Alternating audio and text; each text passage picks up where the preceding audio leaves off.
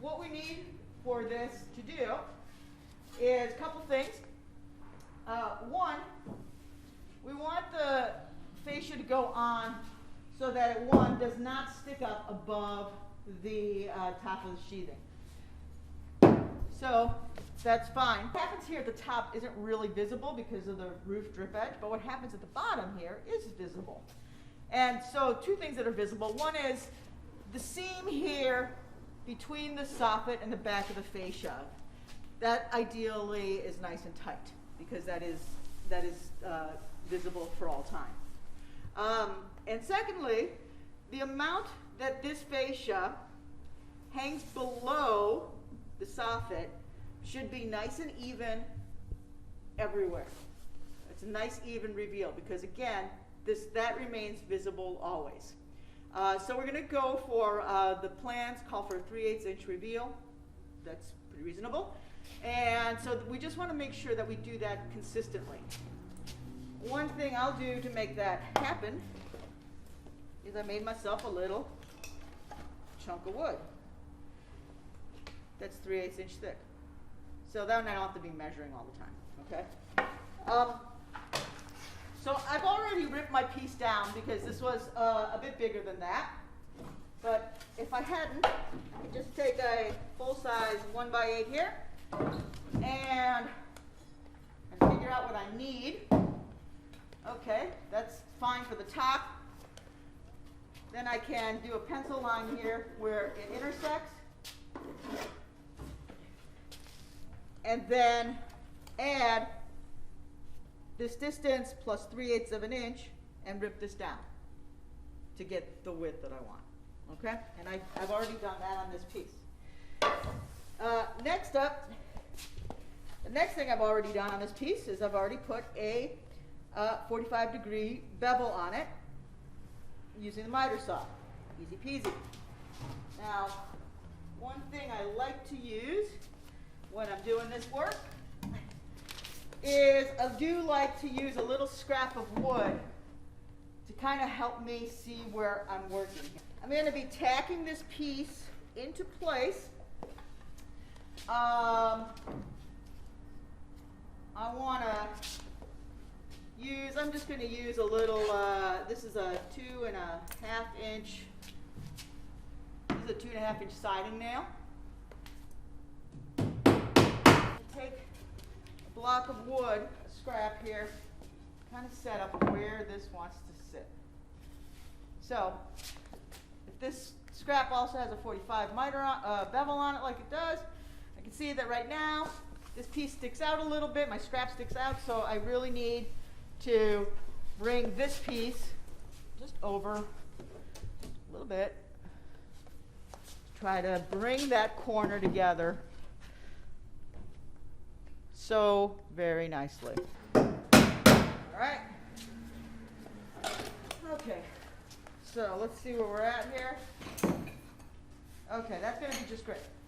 I have a piece that I've kind of prepared for going here. And when I say I've kind of prepared it, two things I've done. One is I just measured it to make it a little bit longer than I know I'm going to need. So from here, I just measured and I said, okay, I'm going to cut to 65 inches. It just makes it a little easier to not have to wrestle with a piece that's got like 3 feet of dangle hanging over there. So cut that to 65 inches. Then the next step was figuring out what I needed to rip this one to. And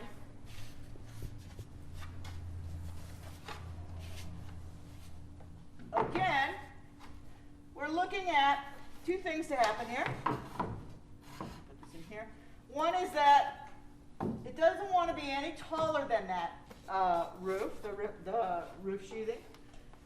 And it does want to be fairly even here.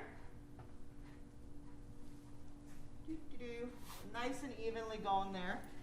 I can mark it, and once again, once I've marked it, I can add 3/8 of an inch to that width so that I know I'll be able to get a 3/8 inch reveal down below here. So I'm going to put this in place, hopefully where I want that. All right. And then I'm going to mark in the back.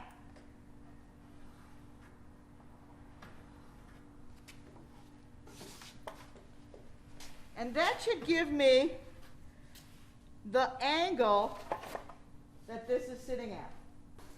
Okay. Now I want to figure out what that angle is. Like I said, I don't really know exactly. This particular saw happens to have a laser on it, so that will make it a little bit easier for me because I can just kind of monkey around here until the laser lines up with my line.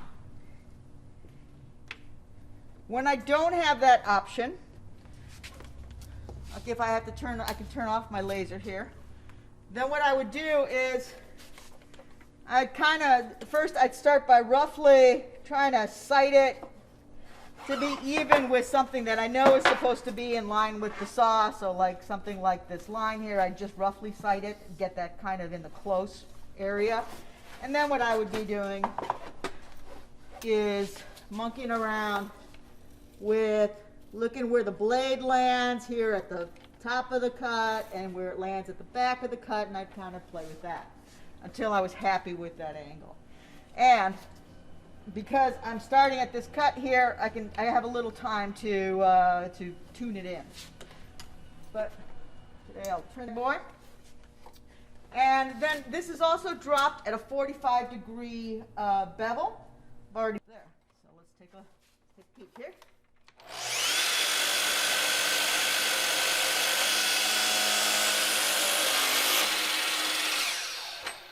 Then I can look and see how this is sitting. So, all right. So what I want to see is, one, this comes together, which it does, but I also want to know that at this point where it's coming together,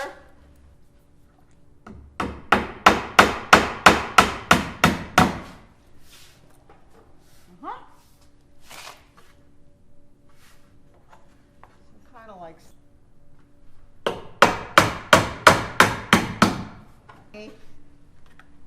to help figure out where I want to cut this. And it's a little harder up here.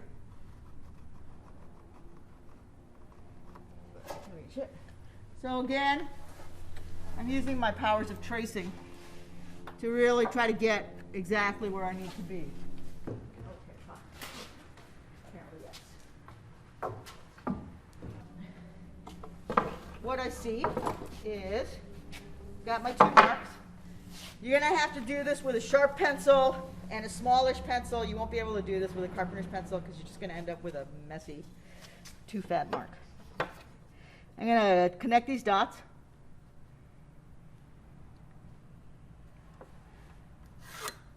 All right.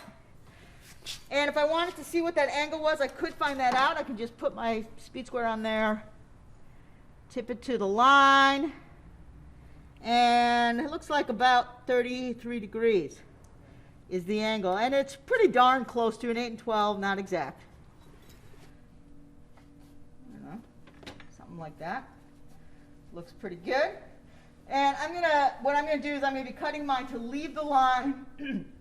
Actually, I might be a little strong on the line because I thought maybe it could be a little bit longer.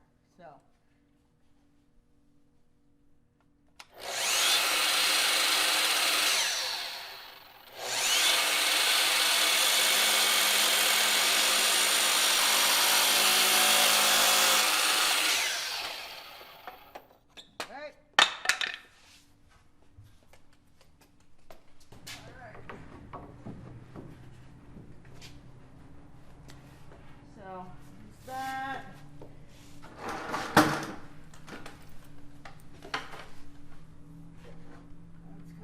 There.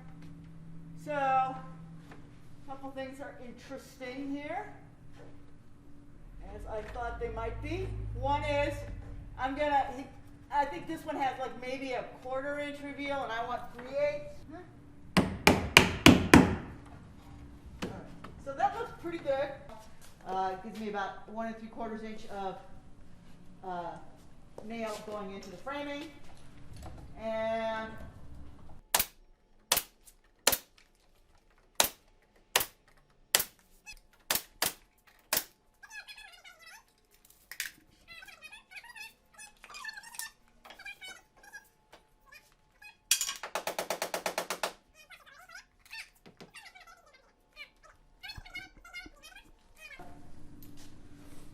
I'm gonna nail this way and that way and bring this whole thing together just so beautifully.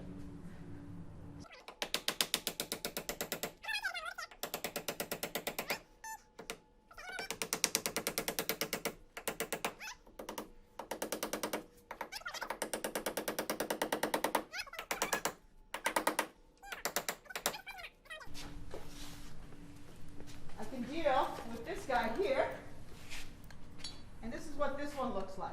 I want to cut this off so that it too has a 3/8 of an inch reveal, and that should be,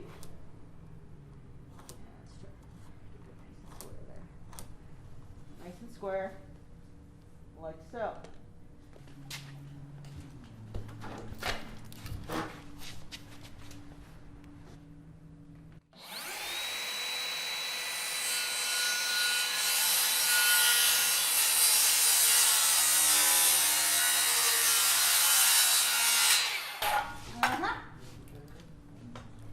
Then I've got this little bit to deal with here. So this is the last of it. I got what I would call a little return here.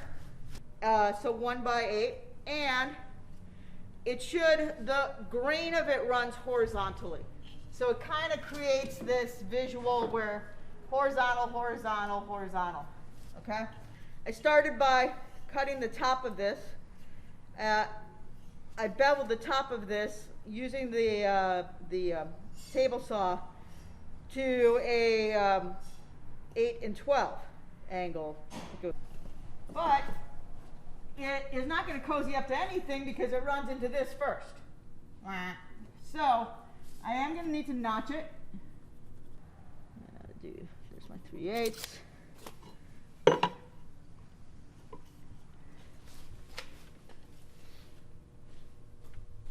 This way. All right. So my jigsaw, you can change the foot angle here. This is actually quite easy. And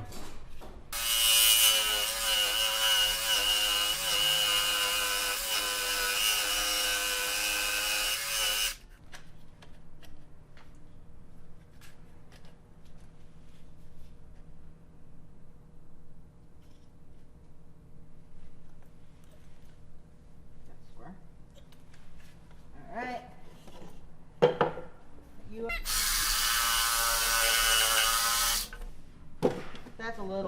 That's a little fussy. All right. Tightens right up back there, and there's my 3/8. I think that hits my target there. And is it perfect there? It's not perfect, but it's actually going to be very not visible. All right, so this one also gets a miter cut on it.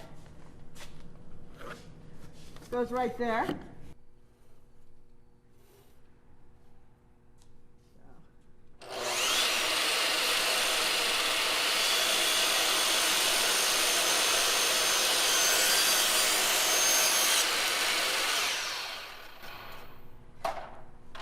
All right. And then the last piece .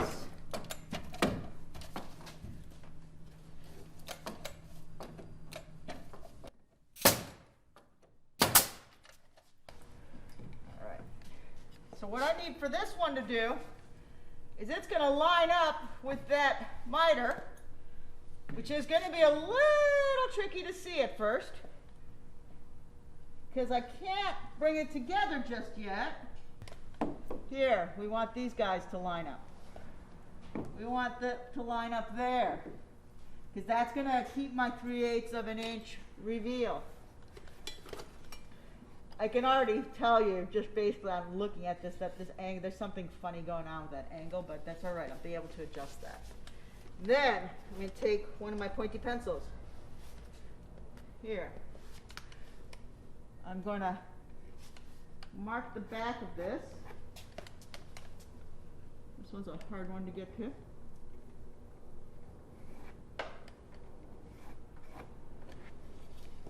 Best I can. Then I'm going to extend this line. I almost want to get a longer straight edge.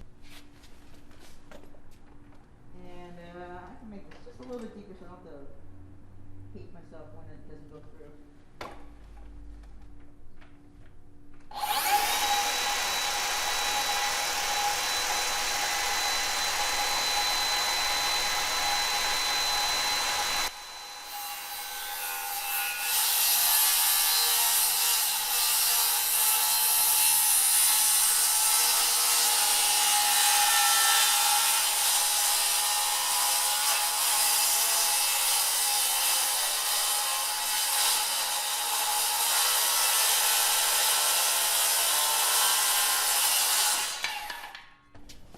All right, so let's see what kind of things we know here. Well, we know that if I want this to go up to where it needs to go, it's too long.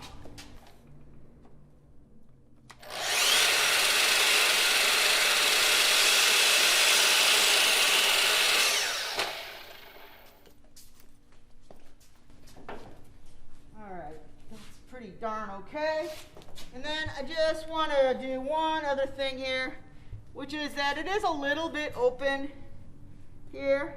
It's a little closed there. So what I can do, that was terrible. I'm going to mark where it's closed, you know, because back in the day, that's what they used a lot of. And I want to work. So what I want to do here, because this is the cutting edge, I don't want to pull this way because it will grab this grain of the wood and probably break it. So I always want to work kind of with the grain.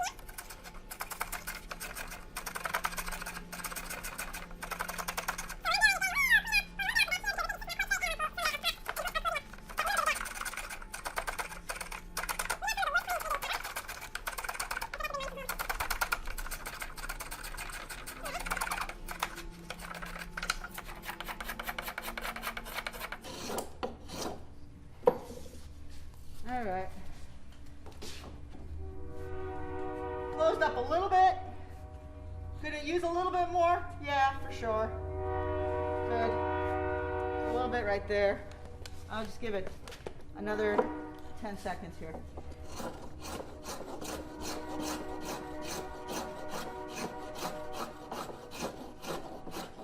All right.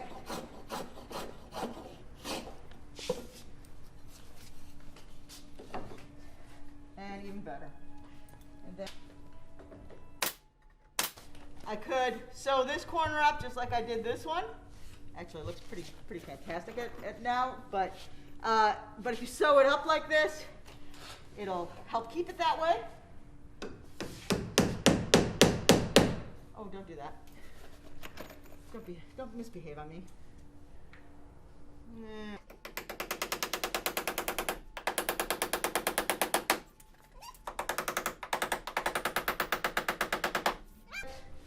I can also do one of these cute little nails this way. This is a bit longer than I'd be happy to do. I'd actually rather get a little bit of a shorter nail here because this seems like a lot. But if I do that, because I'm going right into the edge of a 3/4 piece, it's going to dull this baby up a little bit. That helps keep it from splitting.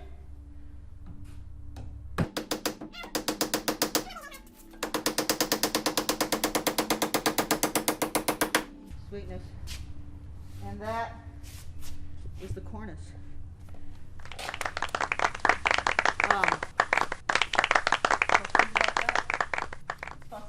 There's